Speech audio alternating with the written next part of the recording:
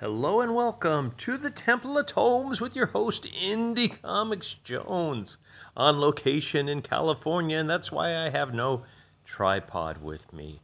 Today is May 26, 2021. This is episode 308, I believe, and we're going to take a look at the Cimmerian, Iron Shadows in the Moon, and you can see this gorgeous cover. This is the #2 issue coming out from Ablaze. I believe it is going to be a 3-issue arc here. I'm not 100% sure. The Cimmerian is based on Robert E. Howard's Savage Hero, and this is uncensored.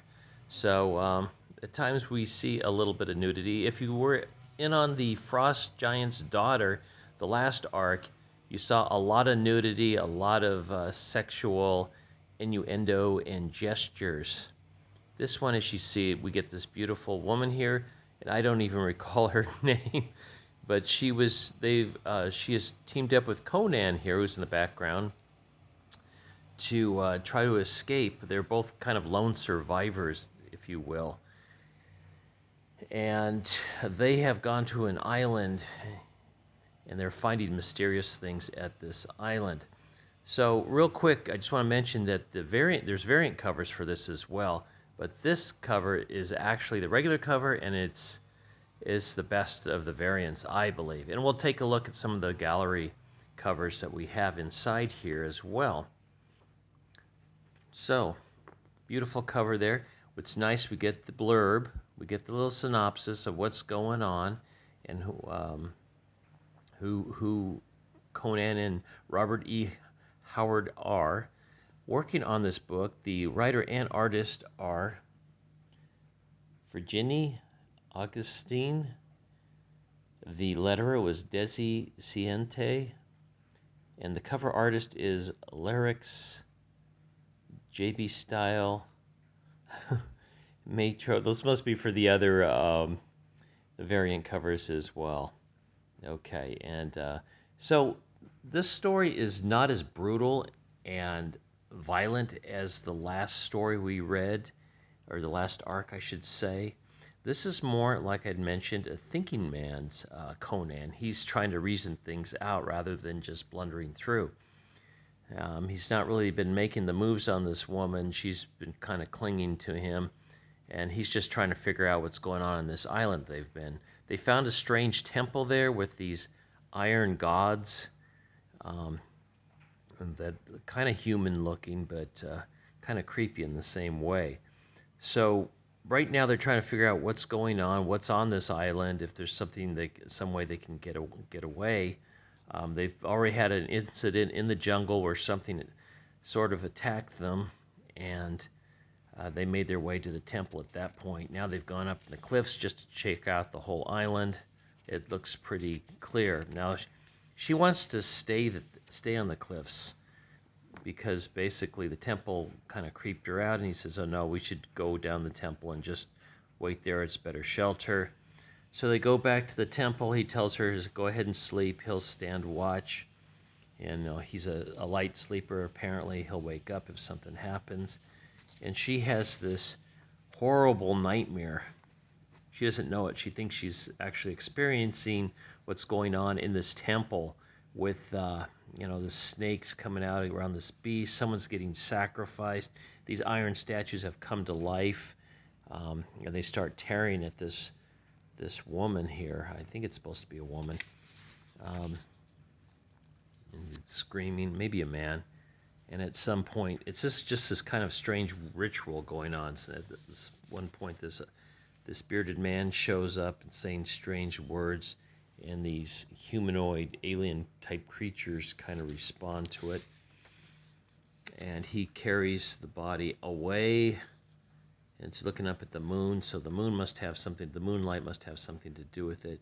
She wakes up horrified, thinking that she is indeed awake, and that the statues now are coming to life, and she makes a run for it, and Conan wakes up finally and tracks her down, gets her back, and he says, no, can we can we leave this island? I don't want to be here anymore. And he's thinking, well, there's really nothing for us here. He wished they would have gotten more food from the jungle before they were chased away. So they go, okay, well, let's leave now. Um, and they go back to their boat, only to find their boat has been destroyed. So they're trying to figure out what is going on. They have to go back into the jungle, and then they hear something up in the trees. Conan picks up the woman. I think she was like a concubine for one of the kings or something, as I recall. And they dart off, and they decide to go back up to the cliffs and just wait. And she's thankful for that, obviously. And as they stand there, they get a better vantage point. They see a sail off in the distance. And it turns out it's a Cimmerian ship. But unfortunately, it's loaded with pirates. So somehow the pirates took over the ship. So Conan comes up with a plan here. And this gets a little brutal. He goes down and confronts the pirates and just says, I want to fight your leader, thinking that'll make him captain of the boat if he beats him. And the leader turns out to be this huge guy. So the art in this is pretty good. The story is pretty interesting. You really can't tell what's going to happen next, which I like. And not a lot of action in this one, but we do get a good fight scene here. And just strange, mysterious island, So he's able to take down the big guy, but a guy uses a slingshot and knocks Conan out. Says, thinking, well, we're not going to let you be our captain. We don't know who the heck you are. So they pick him up and drag him off, and the woman is left behind. Now, obviously, she's probably going to play a major part in helping Conan escape. That's what I believe. But we'll see. Now, as in all these Ablaze comics that I've seen for the Cimmerian, they give you the actual story in here that Robert E. Howard has written, and you can read that and get the full immersion of reading a novel or portions of a novel here. So, I mean, they give you quite a section here to go over. Really nice. Okay, let's see what else Ablaze has to offer. It's Gung Ho. I started saying Gung Ho instead of Ablaze. This is on sale. Actually, it started in January of 2021. If you've been following that one, and if you want to pause, you can read a little more about it there. And then, if you want to pause again, you can read a little bit more up here. Alrighto. And Eros and Psyche, #1, came out, I believe it was last month in April. I did do a page turn through it. I didn't find it compelling on the page turn. Maybe future issues will be better. This is by Maria Lovett. That's the other cover, I guess. Or maybe this is the interior art, because we do get a little bit of interior art, only 3 pages. And it's not too much going on in these 3 pages. And that's why I found it not very compelling to purchase this particular comic. Okay, now we get to the cover gallery, and we'll zoom in a little bit closer so you can. There's our, the one on the left is our regular cover, and you can see it is quite beautiful and stunning. Get that glare out of there a little bit.